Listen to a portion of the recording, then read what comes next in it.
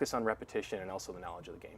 So yeah, you can kind of see that passion when you guys play. I think that is probably one of the keys that maybe differentiates you from maybe some of even the other teams inside of your league as well. So kind of going on that, you guys have started the season. You guys are 3-0. One of those was a preseason game. Why don't you talk about the preseason and kind of what you guys were planning when you came into the season? Sure. Well, I mean, I would say obviously number one goal was to repeat, right? I think that we're off to a great start, 3-0. We've had 2 shutouts so far. Our pitching's been terrific. And you can kind of expect early in the season pitching will be normally ahead of hitting. We've only given up 3 runs in 3 games. So our pitching's been great. Tree's been phenomenal as usual, like one of the best pitchers in the league. Jared offensively has had some good performances so far, as he normally does. But I think our goal overall is just to continue to represent ourselves as we have in the past and always compete, be one of those teams everybody looks at as the number 1 contender for the championship. So, I think we'll no doubt about it. I think we'll be there at the end of the year, and again, we're very focused on taking home the trophy again. Right. So, so everyone knows. How did you come up with the nickname Tree? How did that come about? Well, my last name is Triolo, so if you put 2 and 2 together, it's not too hard. To decipher with Tree. Yeah. Was that something you got from like high school, or is that college, or? Yeah, it actually started high school. It's pretty simple. My Yeah. brother went by Tree as well when he was playing. Just something fun and easy. It helps that you're 6'5" though, too. It'd be hard to call a guy Tree if he was 5'9". Yeah. That helps, yeah. Oh, so I can't be called Tree. So you pitched this year. You pitched the first 2 games. Is that right? Yeah. Yeah. So what were your kind of expectations going into this year, and coming off of the championship, and kind of being that ace pitcher for the team? Well, what I try to do is spend the off season conditioning, lifting heavy weights, doing some cardio, trying to keep my body in the same type of shape that I was in when I played my college ball. I'm only a few years out, so that certainly helps. I'm jealous. Yeah, I mean, but yeah, I try to stay in shape, and I try to get on a throwing program in the spring, usually like the beginning of March. We'll start throwing when it gets nice enough outside. You build up that arm strength. I'm still actually building up the strength in my arm, but it doesn't differ from anything I did in high school or college in terms of preparation, physically and mentally for each season. So is there a similar feel, because it's not really, when you're in high school, you have school, when you're in college, you have school. Is there a similar kind of feel to the season, because it's not an everyday thing like if you were doing it professionally? So is it kind of the same as what you grew up with? Somewhat, only subtract school and interject work. But you try to stay on a schedule as good as you can. We play, anywhere from 1 to 2 games a week. We try to practice on weekends where we can, and what you try and do is just keep yourself in the best shape so that when your number is called in the games, you can produce. And we all, we stay on each other pretty good about staying in shape. If a guy comes in overweight, we'll let him know that he's carrying a few lbs. So is there a lot of joking around between the players? Yeah, we have. When don't we? Yeah. I think team chemistry for us is probably one of the distinguishing factors of the Bridgetown Thunder. We've been very fortunate to have guys that really get along well together, and really as a manager, and / player, you mentioned it earlier how difficult it can be. I wouldn't be able to do it unless I had guys that bought into what we were trying to do, right? Because guys have to have their role, and not everybody can be a starter every game. Not everybody can be the ace pitcher. Not everybody can be the cleanup hitter, right? So you've got to have guys that know and understand their role, and guys that understand, hey, I'm going to come off the bench most of the time, or hey, I'm going to be a defensive substitution, or I'm going to be a relief pitcher or whatever. So without that, you'd have, I think, a lot more problems in terms of managing, players and playing time in that. So we talked about you being the cleanup hitter. Talk about your approach at the plate. Are you, everyone talks about like seeing the ball when it's pitched. Do you have that ability where you can tell just by the way it's thrown if it's a curveball, it's a fastball, off speed? Can you see that when it's actually pitched? It's tough. Some days, and these guys are hitters too, really good hitters. So some days you'll see it better than others. Other days you're just swinging, hopefully you're hitting it. But sometimes pitchers have tendencies where they're going to tip you off with an off speed or a fastball. Hopefully they're not watching this, so they go home and fix it now. But it's just seeing it hit, like you said. See the ball, hit the ball. Don't try to do too much with it. Hit it where it's pitched. You don't need to try to hit it over the fence every single time, because most of the time you're not. So I'd say that's really it. Just see it and hit it. And we talk a lot about pitch selection because you know we always say it all the time. It's like our little saying is you're only as good as the pitch you swing at, right? So you don't have to hit the pitcher's best pitch. You just got to hit the one you're looking for. So we talk a lot about, you know, hitters counts and taking advantage of those, and you know, really just looking for a spot and hitting it. So favorite parts of the game? Are you more of an offensive guy or a defensive guy? Love it all. I mean, I'm a closer, but I think last year I only threw maybe 5 or 6 innings just because of our situations, and our pitching staff is so strong. I was never really needed, and it definitely saves my arm because my arm's had problems. So I start in center field and try to produce as much as I can at the plate, and I try not to let anything fall out there because that's my area, that's my job. So I think we play real hard, and you've heard pitching and defense wins championships. So, and we have some of the best pitchers and defense in the league, I think. So. So what about you? Do you like being up on the mound and being a controller, or do you like hitting better? Well, hitting's more fun to me, but I didn't hit in college, so I kind of put hitting on the back burner until I came into this league. So I have to say, so when Tree came and tried out for us a couple years ago, he came and he pitched inside. We have an indoor workout every winter. He came and pitched for us, and I could tell he was a pitcher right away. I was like, man, this guy, he's going to help us a lot. And then he took some batting practice, and I was like, we'll see. And he came over and he said, do you think I have a spot? I said, absolutely. You can definitely pitch for us. And he goes, I want to hit. And I thought, I'm not sure I can promise you that. Well, one season later he hit 408, and the next season he hit 383. So he can hit. So he's got a spot in the lineup whether he's pitching or not. So he's proven himself as a hitter as well. So one of the cool things about the league that's different than, maybe if you're watching, Major League Baseball or something like that, or even high school or college, is that you guys have like an extra couple batters that can hit. Why don't you explain that rule and kind of why the league does that? Yeah, so we're allowed to hit up to 11 guys in a lineup, so it just gives guys another opportunity to get some playing time, and it's nice to have the flexibility as a manager too, to have 2 extra hitter spots if I want. I usually use 1. And then that's an extra position we basically can use in the lineup. So, it just allows those guys to get extra at-bats, and, it makes my job a little bit easier as a manager as well. Okay, favorite baseball movie? The Natural. The Natural, good one. What's yours? Oh, man. I would say Natural is definitely up there. For the Love of the Game with Costner. No, okay. And I have to say, though, I have to give a shout-out to Major League because that's our team, true. our team motto. Yeah. We have a lot of good sayings from Major League, and so my nickname's Lou Brown as the manager, and so we've got a few other nicknames related to Major League. So my favorite is watching Major League on network television when they bleep everything out, and it's just movie. the voice is just totally dubbed Strike out. this guy. Yeah, that's my favorite thing Yeah. to do. And Bull Durham is another great movie. Yes. That was always our movie in high school when I was in high school. Great So, movie. Yep. so any shout outs to your teammates? I'll just give a shout out to the other 14 guys who aren't here. I promised I'd give them all a shout out. So if I got to give a shout out to the best nickname on the team, and that's the Dirty Ocho. So we'll leave it at just because he's the number 8.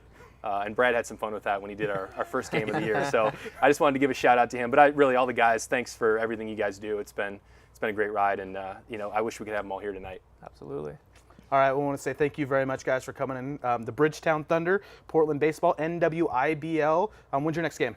Next game is a doubleheader on Sunday down at Kaiser Volcano Stadium. Kaiser Volcano Stadium, and then you guys play your home games at? Walker Stadium and Scavone Field. Scavone Field. All right, so go check them out anytime you can.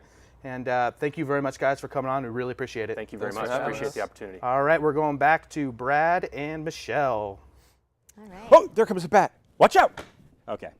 But we got a glove anyway, so.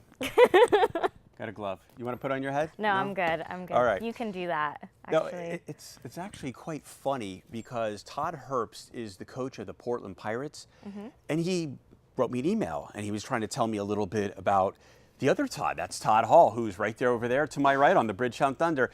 And he said, you want to get something funny? You want to talk about something in your broadcast? That's because I do play-by-play for them. He said, you got to read this. So I read it, and he goes, look at Facebook, look what he writes. He's really seriously, this guy takes it too serious. I go, what do you mean takes it too serious? He goes, just read some of the script. So I read some of it, and I'm like, this guy writes these crazy bios on his players, and he sits there, he sums up the game. Like what? He writes a whole wrap up about what happened, who hit this, where the ball went, what happened at the bottom of the 9th or bottom of the 7th. Yeah. Yeah, the guy he takes it pretty seriously, as you That can is some tell. serious dedication on that team, I could tell. I mean, a strong 9 years, they said. Dedication? Yeah. Do you know what that word means? I do know what that That word means means, not showing actually. up 20 minutes No, okay, prior but to they camera. also said that they have lives outside of their sports, but they still seem dedicated. Todd Hall has no life outside of Ask baseball. me what I was. Ask me Todd what I was Hall doing. has no life outside of baseball. Ask me what I was doing before I was here. What were you doing before you were here? I was actually monitoring someone in 3 hours of labor. Had to wait there. Actually came running over here. I'm sure I am not the cleanest right now. Ripped off my scrubs and changed. I think you look fine. I have to give you credit. You look great. Thanks. But when I first asked you, you said to me, I just gave birth. I said, excuse me? It's the same You scared me. I thing. was like, I don't remember I you was being pregnant. assisting in giving birth. It's very strenuous. You try doing it. Maybe I'll take you to work sometime and listen. you can see how it feels. Listen, you put on one of these gloves, all right, and you listen to Todd Hall's pep talks before and after a game, his post-game interviews, and then you really dealt with Maybe something. I'll have him put on his gloves and Yeah. catch a baby. We do. So we have a great highlight coming up from the Portland Bolts football PDX. Portland Bolts. Did you get to watch that game? Yeah. You did get to watch it game. No, I didn't. Did I'm you sorry. hear that wonderful? I just lied for a second. Okay, so she lied. That happens once or twice or maybe 3 times. Little but fibbies. yeah. So the Portland Bolts, they had an impressive win in overtime over the Utah Argos. First game ever of the inaugural season of the PDFL. Really? And guess who called the game? Guess who called the game? Oh, I don't know. The guy sitting next to you with the nice tie? No, I don't think so. What, you don't think so? The tie, or you don't think so? Okay. All right. I'm just kidding. Who's coming up next? Actually, it looks like we have Clackamas High School here with us and the coach John Arnston, as well as a 6A player of the year, Austin Kelly. Oh, that's going to be So. that's going to be great. But for more information on the Thunder, or let's go to the league, go to www.nwibl.org. That's the Northwest Independent Baseball League. For more information on the Thunder and read those crazy bios and those exciting pre-games, post-games, all that good information, go to www.bridgetownthunder.com.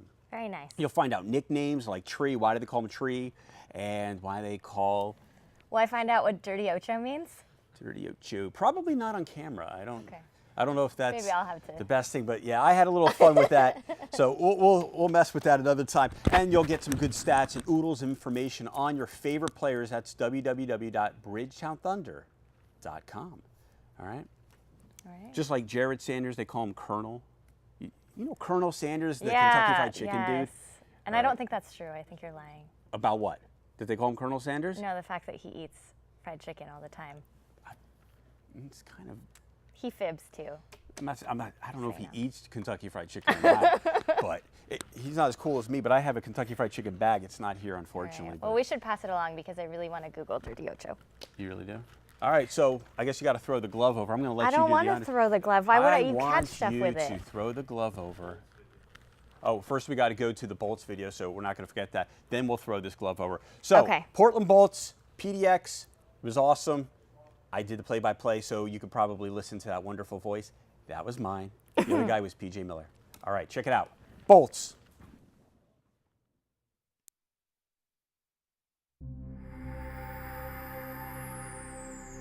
And here are your top 10 plays as the Portland Bolts host the Utah Argos. At number 10,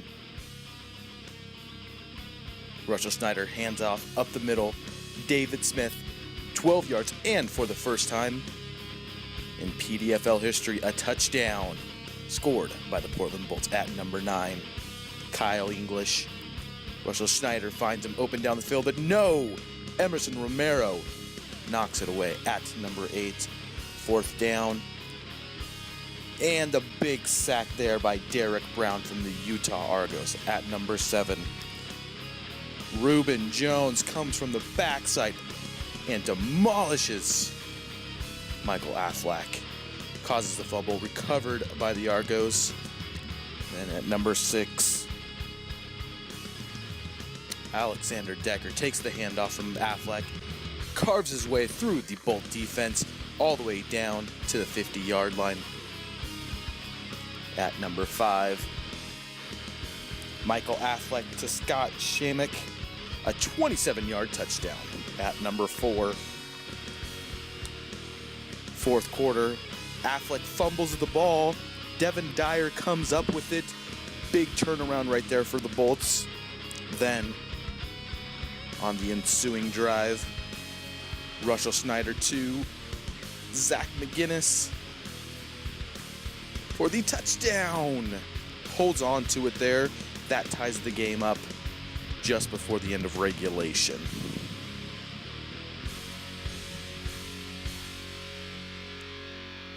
At number 3, big day at corner for Demillion Tanner. Comes up with a pick. And 80 yards. No one is going to stop him. He returns it, the pick 6, 80 yards for the touchdown. Great defensive play, but he was not done. Later on in the second half, the Bolts driving. Looking, and he's picked off again. Russell Snyder picked off twice by Demillion Tanner. Brings this one out to the 16. Then 2 great catches here. Irv Sims up and over. Oh, what a great play there by Irv Sims. Then, what a play. One-handed. He comes down with a little bit of contact there, but great no call by the refs. And at number 1, Russell Snyder buying time.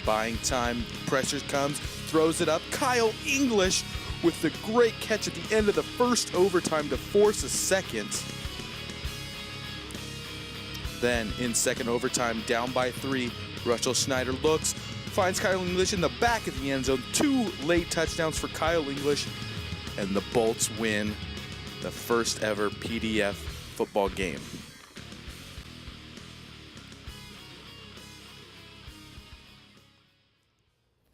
Have you ever had a weenie at a ballpark? Oh my God. A hot dog, Frankfurter? Never? The jumbo? No, I don't No? eat mystery meats, right. but I'm sure you have. No, I wouldn't eat that kind of He stuff. loves that stuff. No. No, I was just curious. Come on. I'm in the mood for peanuts, Cracker Jacks, all the good stuff. I don't care if I ever get back. Take this, throw it over to the guys. Don't hit anybody, because we're going to pass this over to right, let me PJ do Miller it. right now. Clackamas, baseball. Okay, there you go. All right, we're here with the Clackamas High School baseball program. Jared Switzer, Jacob Iverson, Austin Kelly, and Coach John Arnston, right? Yep. Arnston, yeah. So why don't we go ahead and let everybody introduce themselves. Jared, why don't we go ahead and start with you? I'm Jared Switzer, first baseman, senior, number 18. And so you've been playing baseball for how many years? Probably about 13. 13. Yeah. So did you grow up? Did you play in like Clackamas Little League, or did you play like the like county ball, or what did you play? I played in Clackamas junior baseball all the way up. All right. And so did you always play first base, or did you play other positions? No, early on I pitched and played shortstop, and once I got older I moved just to third base and first base, and then just this year I was mainly first base. Nice. All right, Jacob. My name is Jacob Iverson. I play shortstop at Clackamas High School. I'm a senior and I'm number 7. And so did you grow up here in the Clackamas area? Yes. Born and raised in Clackamas, Oregon. I've played baseball ever since I can remember, and just like Swites here, I played in the little leagues all throughout my career basically. So did you guys play down at like Riverside Park?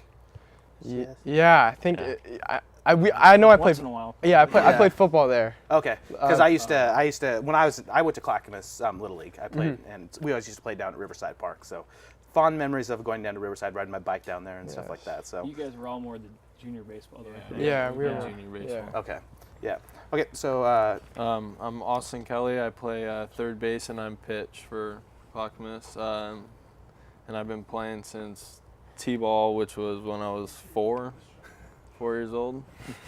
Still in diapers. Yeah. Yeah. and so you've been playing in the Clackamas Portland Yeah. area. And then I played JBO all the way up till What teams did you play for? I played JBO for league, and then I would play tournament ball with just traveling teams around there. Yeah.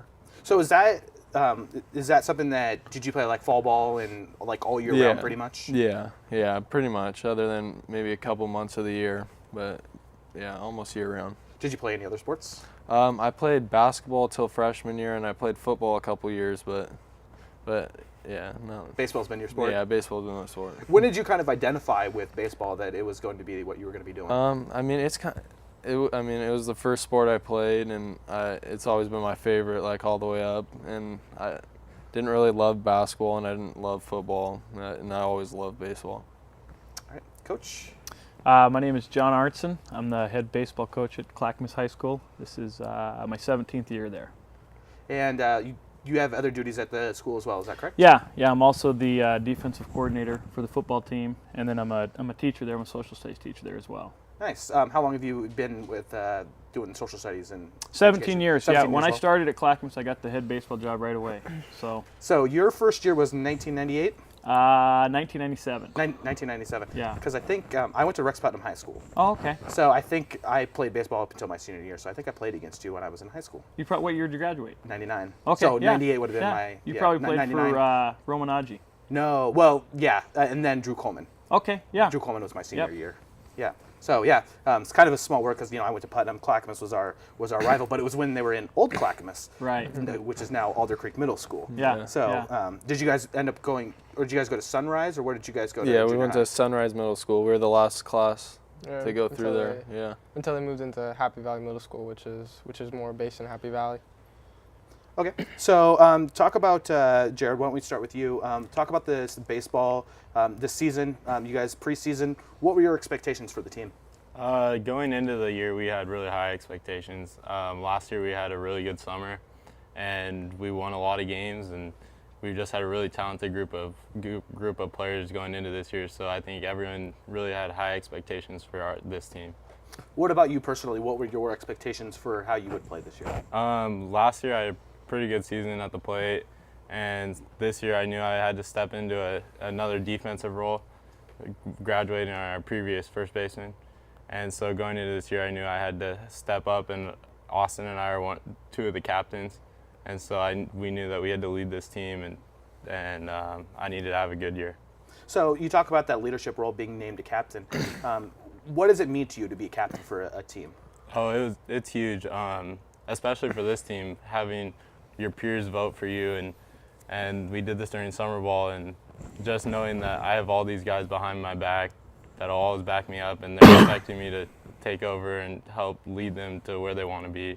It was huge. All right, what about you, Jacob? For this year, what was your expectations for yourself and for the team? Personally, I wanted to come out and lead by example, just like what Coach Arson always preaches to us seniors at least. We set 4 or 5 goals this year, and we finished all of them except for the last one. We won a league title, which was the first one since 2006. So, I mean, overall, considering the circumstances we were under, I mean, I couldn't ask for a better year. Great group of guys. We all have great chemistry. We always like to have fun. And coaches always say that's the most important thing, and we definitely did that. So, just before we came on, I was asking you guys some questions, and I heard you kind of calling him out a little bit I believe he got picked off at second base. Do you want to explain what happened with that? So we have this thing called, what's it called? What's this? No secondary. So bases are loaded, less than 2 outs, and we give this sign to all the base runners, and it means no secondary. So like as the pitch is thrown, usually you get a secondary to get closer to the next base. And so coach gives us this sign, and we all acknowledge it. And so Austin was at second base acknowledging the sign, and I can't remember who we were playing, but the shortstop, Thurston. But he wasn't standing on the base. He was standing next to the base as he's looking at me. He's standing off the base, and the shortstop and pitcher were just on the same page, and they just backpicked. And Austin just was like, he was like this, and then he just fell. They tagged him out, what happened. And then he just kind of walked back to the dugout. And we were all thinking like, oh, that's a little bit. But at the end of the day, we won the game, and it's all fun and games. So we're always gonna get a kick out of that. So do you give him a hard time about that all the time? Do you still bring it up? I kind of just let it go. I don't really want to push any nerves with him, but I mean. Now that the season's over, he can't. Yeah, definitely. So is it gonna be like the text you send him in like 2 years? Yeah. You just take a picture of yourself. Yeah, exactly. Just something like that. Yeah. All right, for you, Austin, what were your expectations coming into this year? I mean, I was expecting to have a good season, and I saw what we did last year and what we did like over the summer, and I just knew that we were gonna have a good season. And with the guys we had and the pitchers that we had this year, I knew it was gonna be good. So, you personally, like, what were you, what were some goals that you set for yourself this year? I mean, my goals were, it was just kind of like, leading the team and just doing what I can to help everyone out, and a lot of it was pitching, like going like deep into games and stuff. Did coach make you captains, or was that a team vote? How did you guys become captains? We actually voted for captains, and we voted for 2 captains, and then me and Schweitzer were both voted captains. So what does that mean to have your teammates vote you as a captain? I mean, it meant a lot. Like and I know it meant a lot for Schweitz too. And we're different leaders. Like Schweitz is the more serious one, and I'm kind of more just out like having fun. But we both lead by example, and I think it was a good like combo that we had. All right. So, Coach, going into this year, you had some family issues outside of what happened with the team, and it was very hard during the off season, and losing a child like that. And so this team coming together and rallying around you, what does that mean to you as a coach? It was huge. It was huge. These guys, I told them after the state championship game, they were down because they didn't win the state title, but I told them what they did for me and my family this year was probably bigger than winning any state title. They possibly saved my life, and not just myself and my family, but the community in general.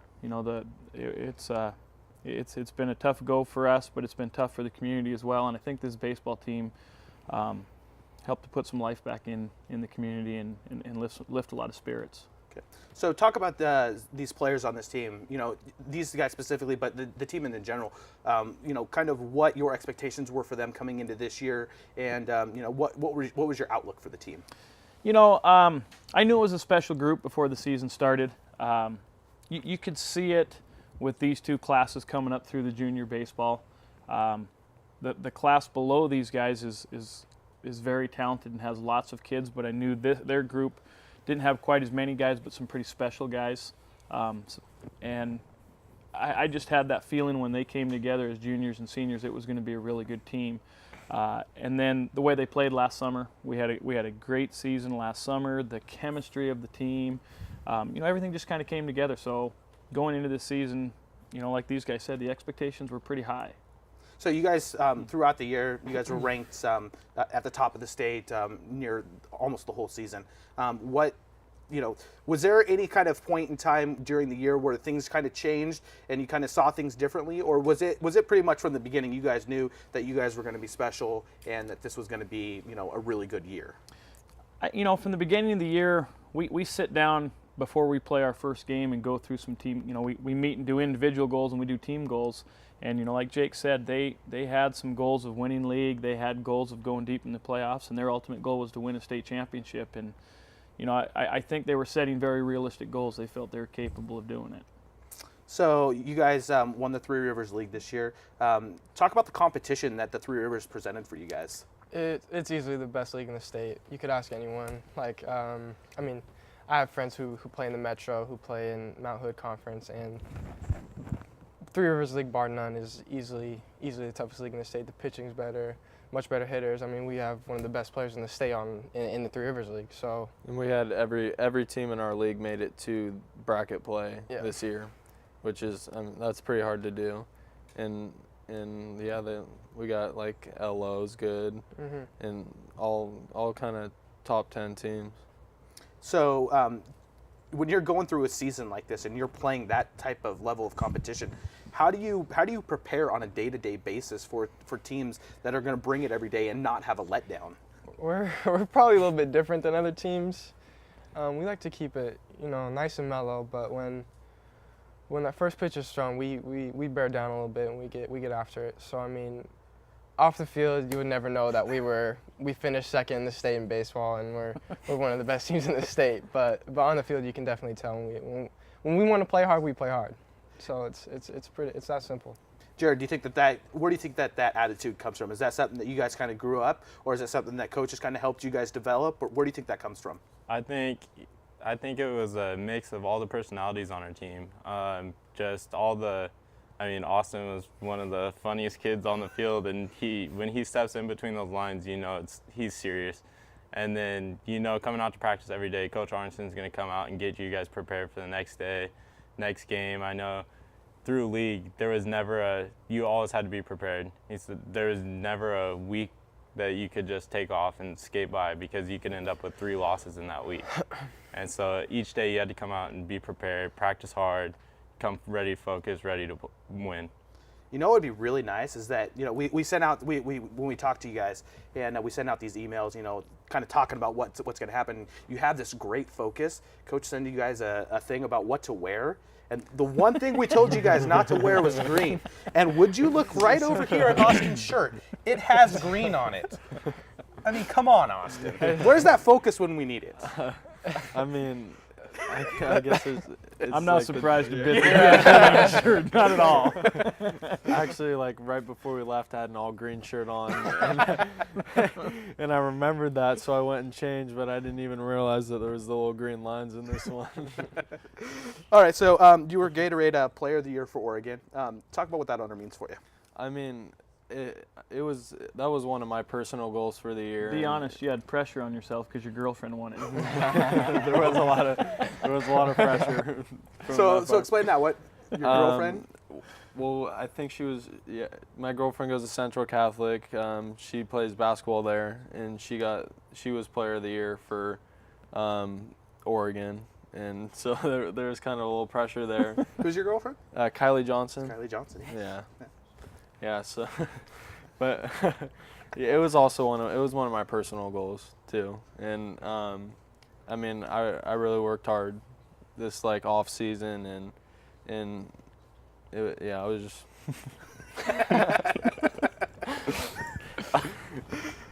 So, coaching a player of that caliber, and you have all of your guys. I mean, you get second in state. All of you guys have such a great grasp of how to play baseball. But when he gets a Player of the Year, how does that make you feel as a coach? And kind of what is the development that you try to help him with? Oh, I was really proud of him. I think going into the season, there were some high expectations on him and some pressure for him to deal with, and I think he handled it really well and just went out and played. That's one of the things about Austin. These guys kind of alluded to it. He doesn't get too uptight in games. He's kind of got a unique way of keeping guys loose and having fun with the game. And I don't think he lets a lot of things bother him. That's why he's able to play as well as he does. All right. So walk us through kind of the playoffs. Why don't we, Jacob? Why don't you answer this? Walk us through the playoffs, and as it's rolling out, and you guys are going through. Kind of what's your feeling and what's your preparation as you guys are playing in the playoffs?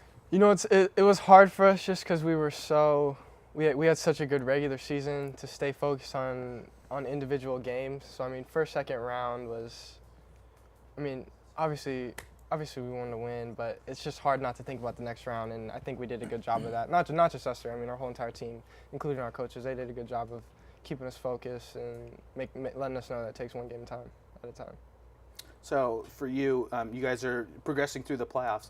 Are you starting to get nervous as you guys get closer to the championship game? I wouldn't say nervous. I would more say anxious, because you realize how close you actually are to achieving this goal and achieving it for all your teammates, all your coaches, everyone who's backed you up throughout the season. So, I mean, it definitely sunk in when in our semifinal game that we just had to win one more game and we were going to be playing in Kaiser. So you guys make it down to the state championship. Talk about the game, before the game, during the game, and the emotions afterwards.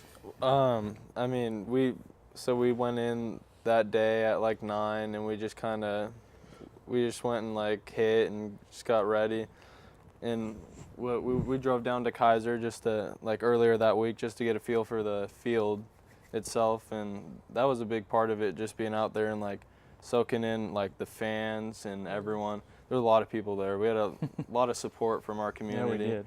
So just like getting used to that was a big part of it, and then like, I mean, we doing what we do, and I think we we didn't do that then, but we did that like the rest of the playoffs. Coach, some final words about the year that these guys had. You know, I think it was just a really special year for these guys. You know, again, I alluded to what I said to them after the state tournament. I think in a couple of years when they look back at, you know, what they did on the field, they broke the school record for wins. They won the Three Rivers League. But again, what they did for myself, what they did for the community, I don't think they've quite grasped it yet, what they've done. And I think when they look back in a couple of years, you know, they're going to sit back and kind of do that, wow, look what we were able to do, and it's going to be a really cool thing, and it was a really cool thing, and when they realize that, it's going to be neat. Next year, you guys got plans for continuing on? Next year, I'm planning on going to Linfield University and playing baseball there. National champions. Yes. National champions. I'm gonna go up to Shoreline, which is in Seattle, for a year, and then I'm looking to go to University of Portland after that for the next 3. I'm gonna be playing at University of Portland next year. Awesome. And you'll be back with Clackamas? I'm going to stay at Clackamas. Sounds good. All right. No scholarships for me. Yeah. All right. Although I'm sure there's probably a lot of suitors. So, Jared Switzer, Jacob Iverson, Austin Kelly, boyfriend of the 6A Basketball Player of the Year, Coach John Arnsten. I want to say thank you guys for coming on. You guys, any quick shout outs for any of the players? I mean, I think just the whole team. Yeah. check out our Harlem Shake video. Harlem Shake? Yeah, we got a good Harlem Shake video. Is that on YouTube? Yeah, YouTube. Clackamas, what is it? Just Clackamas. Baseball, Clackamas Harlem Rooftop Harlem Shake. Clackamas Rooftop Harlem Shake. It's got All about- right. it's got about Thank you 400 guys very views. much for coming on. Brad, Michelle, back to you guys. We're back. Caught it. How do you like that? Thank you, Clackamas High School Baseball. They were really good. Yeah, they were really good. Impressive. Very successful Yeah. team. And I have to apologize to you. I'm really, really sorry. Thank you. I didn't know you were actually in labor. You said you were in labor. I wasn't thought, in labor. I thought you were being a wise guy I to was me. watching someone Oh, in you were labor. watching someone because you're a midwife. This guy was giving me the hardest time when I came maybe 15 minutes late. And I had to draw an image for him because this is how he understands things. This is me under a bus, and this is him pushing me under the bus. This guy right here, not a team player. If you want to just strangle me, just go ahead. Forget about it's the okay. mic. No, it's okay. All right. Just let you feel Okay, guilty. great. Well, if you want to check out past episodes, we have some great ones. We have the Ultimate Team. You missed that show, and I it was did. ultimate. Okay, you What can't was say so ultimate what's so about so ultimate that you have to get the F out of frisbee. Okay. You get the F out. Okay. Isby? Huh? Isby? What? Well, it's a disc. It's not a frisbee anymore. It's a disc. So check out that. You could check out the Portland Bolts interview, past episodes, 15, 16, 17, 18. Also, PCC basketball. That was a great one. I work for them. Check them Yeah? out. Good interview over there. Am I going to Portland hear your Community. voice on that too? You could. You could hear my voice. You were with me that day. I think you were. Maybe you weren't. Maybe you didn't show up. I don't know. Oh, ooh. Oh no, not again. No more bus. No more bus. Really? Really? Oh, yeah. What do Okay. we got coming up for on Portland Sportsbeat? We have Sherwood High School Basketball 5A state champs. I think they'll be here June 29th, 2013. Check out that show. Okay. We'll And be- also, and you'll be here, right? yeah, I'll be here, I Yeah. think. No more labor, no more giving birth. No more babies being. No more yeah. babies being made. Next time you'll say, I have a show. Because that's what Ryan Johnson came off camera and said, no. He said, that's unacceptable. Next time you say, I have a show to do. Give birth I'll just let later." him catch their own baby. Yeah, you That's catch chill. your own baby. What's the difference? Do you really Okay. need to be there to catch it? That's what a big mitt's for, right? You put the mitt in here, just like that, and you catch the baby just like that. All right. That's also, disturbing on so many levels. so many levels. We have the Rose City Showcase at Lewis and Clark College. That's AAU basketball. Check it out. I will be the public address announcer, so you can hear my voice a little bit more. I know you're probably Ooh, sick of it. exciting. Oh, you're excited. Okay, So great. really. That's this Friday, Saturday, and Sunday. I think the fun festivities start about 5 p.m. And what else do we have? You coming should up? also check out the Oregon Premier Soccer League games at Buckman Field every Thursday. Okay, So- great. We do have some more top 10 of the Bolts. That's the Portland Bolts from last Saturday's football game. Check it out right now. So we're going to go to that queue. We're going to queue it up. Queue it up for us. Tell them to queue it up. Cue it up, please. Thank you. Portland Bolts, top 10. And here are your top 10 plays as the Portland Bolts host the Utah Argos. At number 10, Russell Snyder hands off up the middle. David Smith, 12 yards, and for the first time in PDFL history, a touchdown scored by the Portland Bolts at number 9. Kyle English. Russell Snyder finds him open down the field, but no! Emerson Romero knocks it away at number 8. 4th down. And a big sack there by Derek Brown from the Utah Argos at number 7. Reuben Jones comes from the backside and demolishes Michael Affleck. Causes the fumble, recovered by the Argos. Then at number 6, Alexander Decker takes the handoff from Affleck, carves his way through the Bolt defense all the way down to the 50-yard line. At number 5, Michael Affleck to Scott Shamek, a 27-yard touchdown. At number 4, 4th quarter, Affleck fumbles the ball. Devin Dyer comes up with it. Big turnaround right there for the Bolts. Then, on the ensuing drive, Russell Snyder to Zach McGinnis for the touchdown. Holds on to it there. That ties the game up just before the end of regulation.